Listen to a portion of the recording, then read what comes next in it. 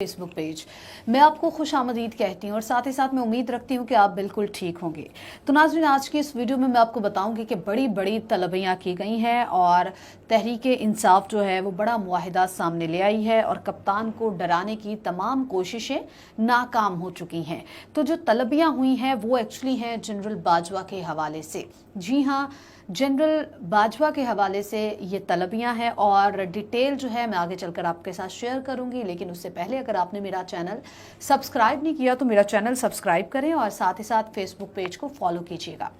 अच्छा जी, तो नाजरीन, मैं बात कर रही थी अहम तलबियों के हवाले से। तो बहुत बड़ी बड़ी तलबियाँ हुई हैं इस्लामाबाद में। ये कहें कि सबकी दौड़ें लग गई हैं तो ये गलत नहीं होगा।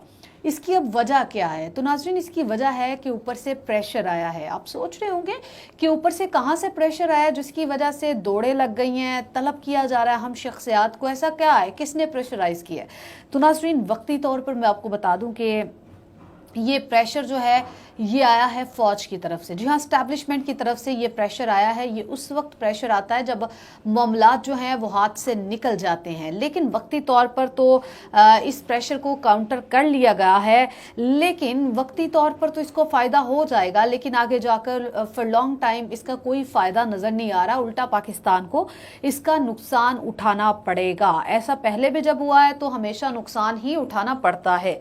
तो आप जब किसी को बार बार रिएक्शन देते हैं तो इसका मतलब ये होता है कि वो आपके नर्व्स के ऊपर सवार हो चुका है और आपने उसको अपने नर्व्स के ऊपर सवार कर लिया है। तो नाज़रीन, मैं आपको बता रही थी कि क्या हुआ जब आपने देखा कि कैनेडियन पार्लियामेंट में जनरल बाजवा का नाम लेकर उनके खिलाफ जो बयान जारी किया गया था उसके बारे में बड़ी अहम पेशरफ्त हुई है और जनरल बाजवा के दौरे के हवाले से ये सारा कुछ था।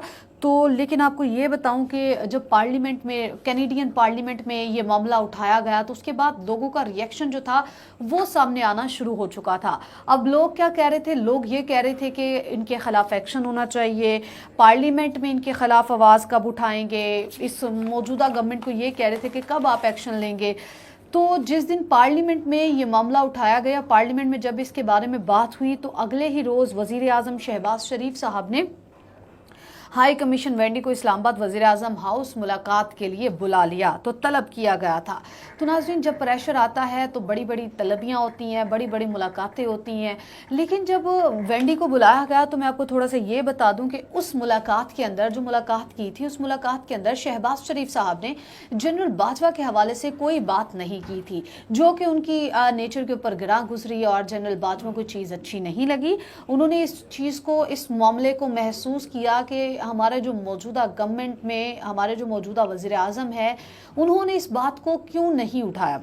तो फिर क्या हुआ? फिर उनकी तरफ से प्रेशर आया। प्रेशर जब आया तो क्या हुआ कि रात गए, फिर ये कदम उठाया गया। जी हाँ, ये वो कदम उठाया गया कि आसिम इफ्तिखार साहब ने इस बात की तस्दीक किया और कहा है कि पाकिस्तान के अंदर जो कनाडा की हाई कमीशन है उनको तलब किया गया, उनसे इस बारे में बातचीत की गई और उनसे कहा गया कि ये बयान वापस लिया जाए। लेकिन मैं आपको ये बात बता दूं कि बयान वापस लेने से जो साख को नुकसान पहुंचता है वो वापस नहीं आ सकता।